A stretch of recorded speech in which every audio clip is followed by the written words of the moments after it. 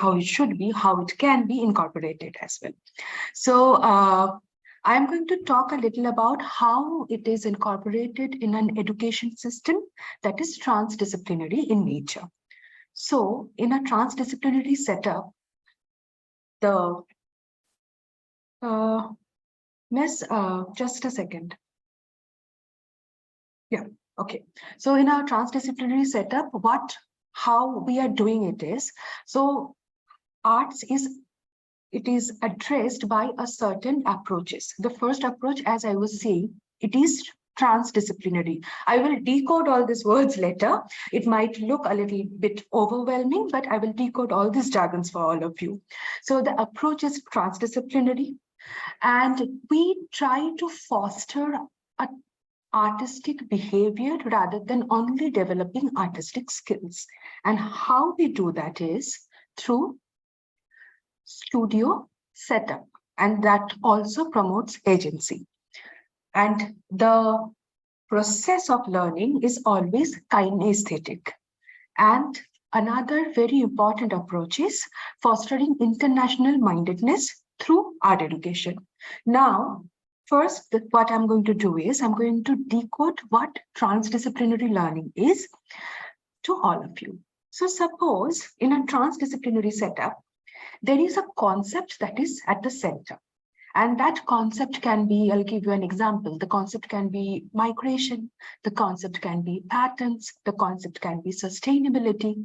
And what happens, all the disciplines, be it maths, be it UI. UI is a combination. It's basically social studies. It covers history, geography, science, all these aspects. So language, everything will come together to develop the learner's understanding of that specific concept. I'll give you an example. Suppose if the learners are learning about migration as the main concept. So in EOI, it's where they're doing their main research. Their research is primary, their research is secondary, they use primary and secondary sources to conduct the research. They go to field trips, they meet people, they interview, they also take help of books and of course, internet. In language, they are reading stories, or they are learning about the lives of migrant people. That part is being covered in language. Maths, they are solving problems that are some way or the other related to the problem of migration. In art, I'll give you a specific example. Like in art, they learned about an artist called Shamsia Hassani, who is from Afghanistan. So after Taliban took over Afghanistan, she had to migrate out of Afghanistan because she was not allowed to practice art anymore in her own country. And how why an artist migrated and how it influenced her practice. It also gave us inspiration to create a certain kind of artwork. That is something they learned about. So in a transdisciplinary approach, it is not we don't focus on, okay, I will develop drawing skill or I will develop number sense only. We will develop those skills in the process, but in the focus, we will keep the concept that they are researching about. Now, when I said teaching for artistic behavior through studio setup, what is this artistic behavior and how do we foster it through a studio setup? First and foremost, provide a dedicated studio space with art materials and tools. What we generally do is we follow a multi-station approach. So when they're coming inside the art room, there are multiple stations available with different types of materials. Maybe one table has acrylic, one table has watercolor, one table has clay, the other table has scissors and paper, and the other one has printmaking resources. So the learner can choose. And as we know that today at the core of education, one thing that is very important, that is agency, student agency. So it also gives the learner the ownership of their learning process because they decide which material they want to use that day. And the only thing that has been given by the teacher is one concept. So suppose they have to create artworks inspired by Shamsia Hassani and depicting the journey of a migrant. That can be migration of bird, that can be migration of people, anything. But the concept is of migration. And how they want to depict it, using which materials, using what medium, that is completely up to the learner. They can choose and they can they can take the ownership of their learning and go on with it. Next is offer open-ended choice-based assignments. As I was just saying, it's not like I am drawing a mango in the board or a beautiful peacock and some beautiful flowers and the learners are copying it. It's never like that. So what they want to do, how they want to do, what they want to depict, and why they want to do it. These are all very open-ended. All these are decided by the learners. That's why every artwork is different from each other.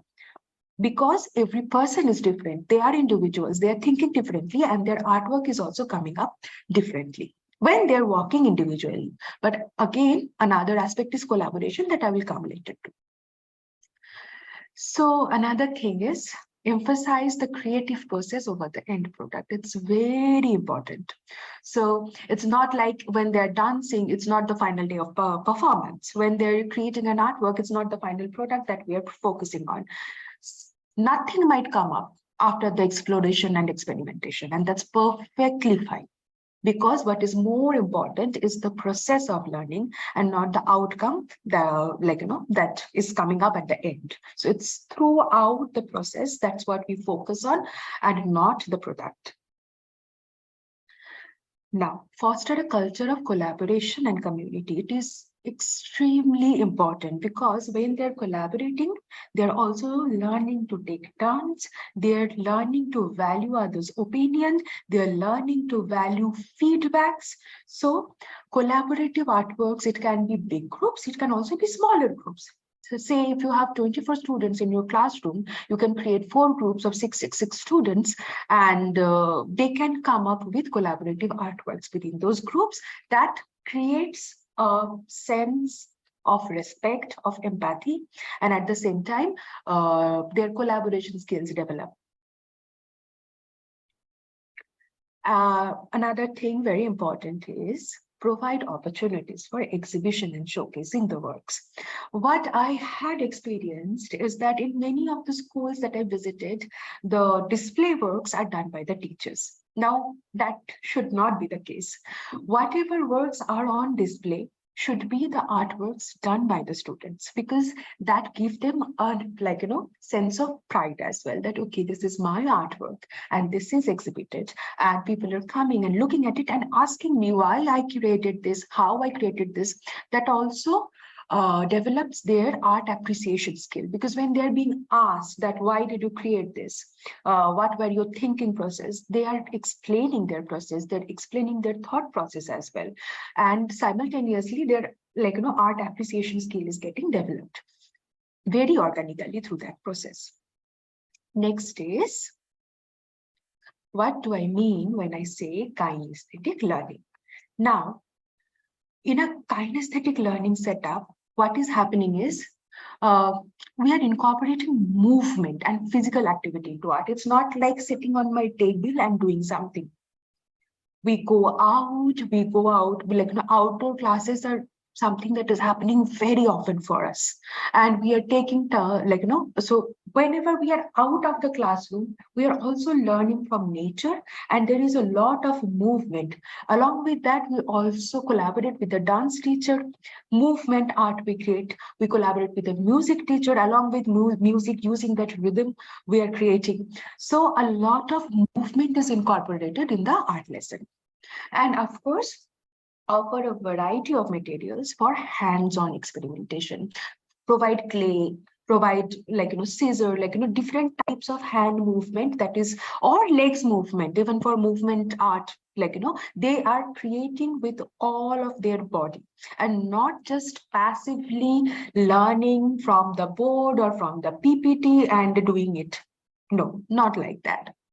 Of course, allow collaboration, because whenever they're collaborating, they're taking turns, they're turning around their artwork and going to different places and doing their beat. So that also promotes kinesthetic learning. Another very important thing, because kinesthetic learning is also very much about experimentation and exploration. So celebrating endurance along with success. It's not only that we celebrate an artwork which has been completed successfully and it looks nice or something, but we celebrate tries. When they're trying, we also document those moments. We also document it through, like, iPads, through our phones, video, graph it, photograph it, and then later on we show it that, okay, that group has tried so many times and that's so amazing. So creating a wall where you just celebrate the endurance along with the success is also very much important. That will foster a supportive environment for creativity and risk taking, unless and until we create an environment where we say that it is perfectly fine to fail, maybe 1,000 times. I tell them all the time that, okay, I fail all the time. Like, it's okay to make mistakes, and that's perfectly fine. So creating that supportive environment will also help them to take risks and experiment more. Next is, how do we foster international mindedness? What do we mean when we say international mindedness? So creating a connection between local and global approaches and aspects around everything. And it can actually be done very easily by art, because art is also a non-verbal means of communication. So the language barrier also cuts down, because it is like, you don't need to know the language to understand a culture. You can understand it through exploration and appreciation of diverse art forms from around the world.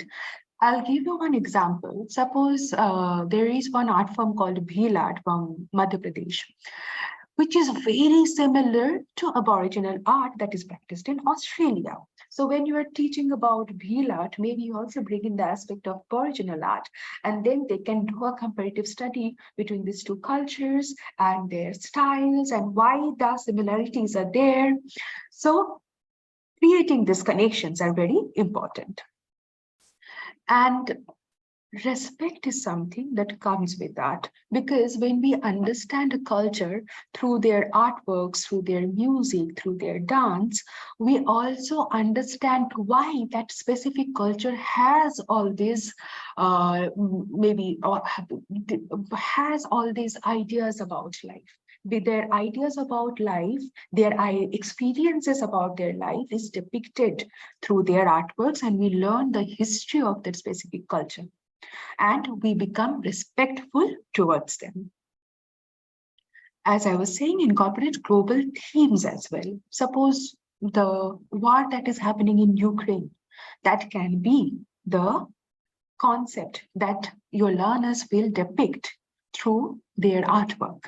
So incorporating global themes, global concepts, sustainable development goals, which are global in nature, incorporating that into our daily practices in creating art is something that actually builds an international minded learner who understands that problems can be local, the same problems can be global, and how can we collaborate with each other to create solution for them.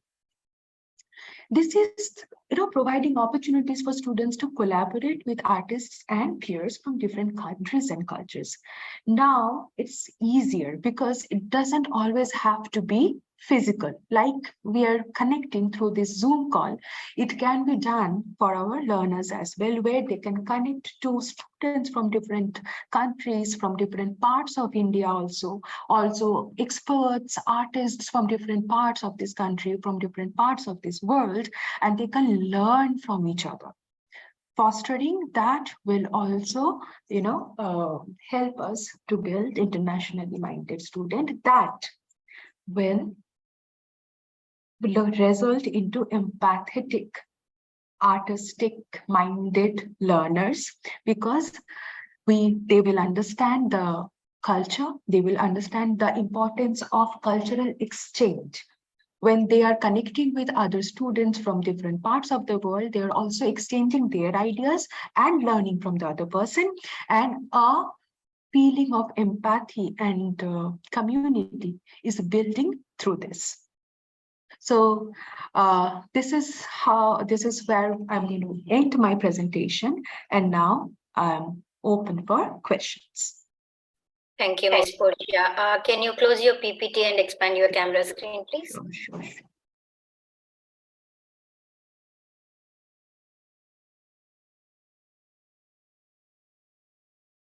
Thank you. Yes, ma'am. So it's a very informative session, ma'am. Like first time, somebody spoke about this topic on this topic. Most of the points here is already covered. The same questions have been posted, but I would like to read them one by one. Okay. So the first question goes like this: why are the arts important to young children? Okay, so this question can be approached from different approaches. First, I can say that okay, in a traditional setup, art is something that is giving them another way to express themselves, because this is another language and it is very organic. Before a learner can speak, they will scribble. They will dance, they will do their movement, they will sing in a gibberish language.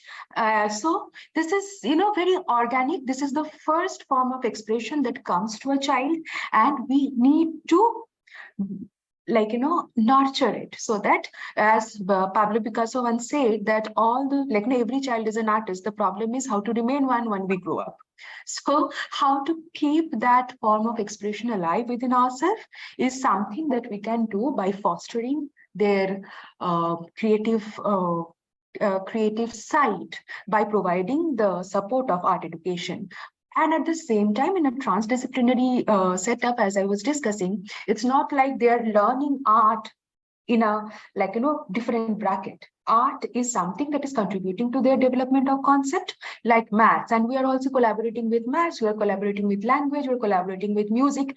So for a holistic development of the learner's understanding in a concept-based education system is something that where every disciplines are coming together, right? And that's why art education is so important for their development for the holistic development of the learner, at the same time for the development of the learner's expression. Okay. So what forms of art can be taught at the primary level, ma'am?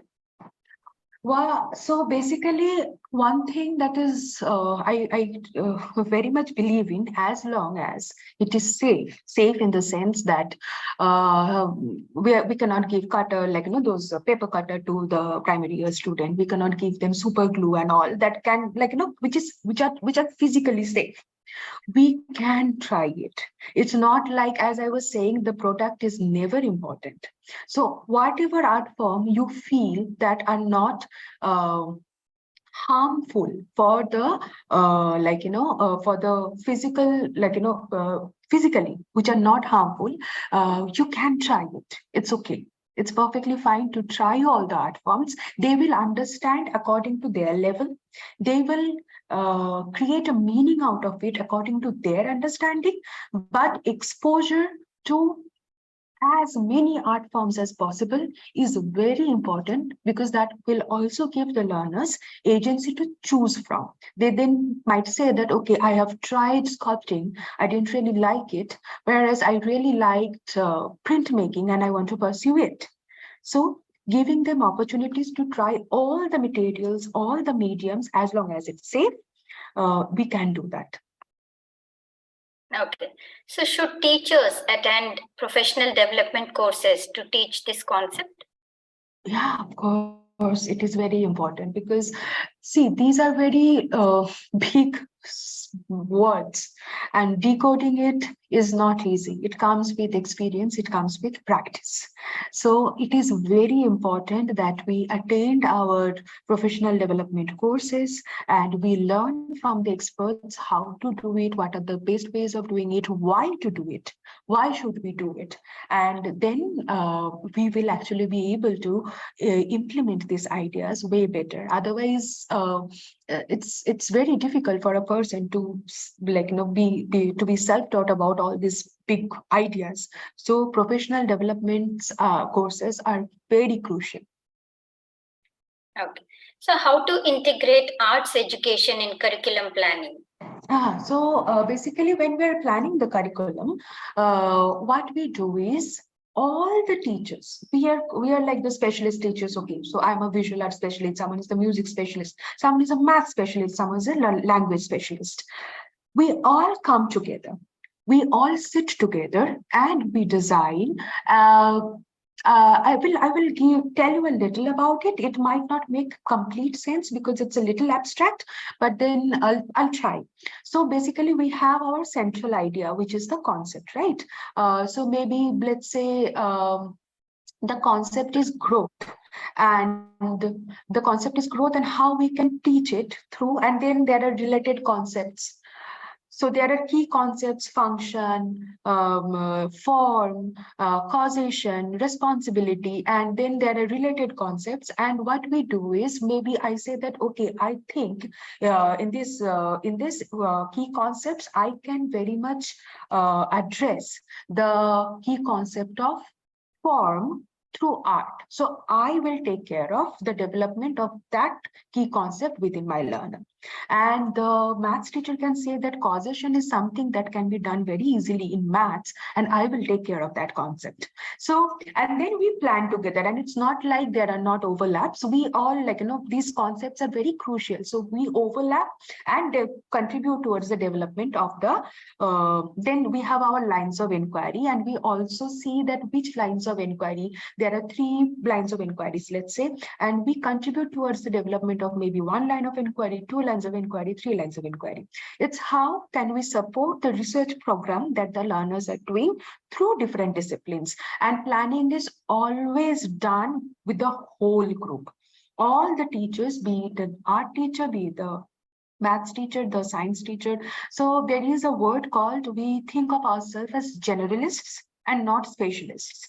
So generalist teacher are who thinks that I am contributing towards a concept, and it's not like I am teaching my skill in isolation. So we all sit together and we plan the curriculum at the beginning of the year, and then at the same time, as and when the students come, if changes are needed, if plans need to be tweaked, if plan needs to be discarded and then need to be created again, we do that also. So collaborative meetings are very crucial in a transdisciplinary learning setup, and it is done every week. Every week, we all sit together to plan for the next week and to reflect on the current week. Okay. So for schools who are interested in infusing the arts into their curriculum, what advice do you have for getting started? First of all, get resources and it's okay. Even the homeroom teacher can approach art. It's not like you always will need. It's good. It is amazing to have someone who has specialized in art because they will know the technicalities. At the same time, it can be taken forward in their homeroom classes as well. Because suppose a learner is working on sustainable development goals and they want to create some posters. Now, what would those posters say? They can decide with their homeroom teacher, and they can decide with their language teacher that, okay, this is the message that I want to give. Now, how to create the visual that will support those topics is something that they will come to the art teacher to. So if you want to incorporate art at its truest, in an effective manner, then collaborate with the art teacher, have an art teacher, collaborate with the art teacher, and of course, create, as I was mentioning in my presentation, create a dedicated space with lots of resources where the learners can go and explore and experiment with. Okay. So what are some examples of ways schools have integrated the arts into the academic curriculum? So as I was saying, I am currently working with Shivnagar School. Prior to it, I was with Pathway School. So our learning system is completely transdisciplinary in nature. So it is very difficult to basically say that, oh, how did we do that? Because everything is integrated. There is not a, there is this concept in the middle, and the whole curriculum is revolving around, let's say, maybe six unit of inquiries, and in those 6 unit of inquiries, every teacher, whether it's a specialist teacher, whether it's a homeroom teacher, whether it's a we all are collaborating, and art is not something that is kept outside. No, art is very much inside the academic system. It's not extracurricular, never. It is co-curricular. We all are working together to create a transdisciplinary learning system where the focus is always on concept and not on contents only. Okay. So, ma'am, is there anything else you would like for educators to know about arts integration? See, the best thing is we can do some courses, and we can read a little, we can do, and we can, it's always more effective when we are attending hands-on sessions, experiential sessions conducted by experts. But at the same time, we can also educate ourselves by, there is Coursera, there is so now it's it's a world that is, we live in two parallel worlds, physical and virtual. If physical world we are not getting enough exposure, we can always educate ourselves through the virtual world as well. So we can do that. And first start thinking about, don't think as art only as art. You just think about, this is a way of expression, and this way of expression can enable our learners to solve different problems, and that problems, like now, if we think about design thinking, it's problem-based learning that we're going towards. And to solve a problem, all disciplines need to come together. They need to come together to create a solution for it.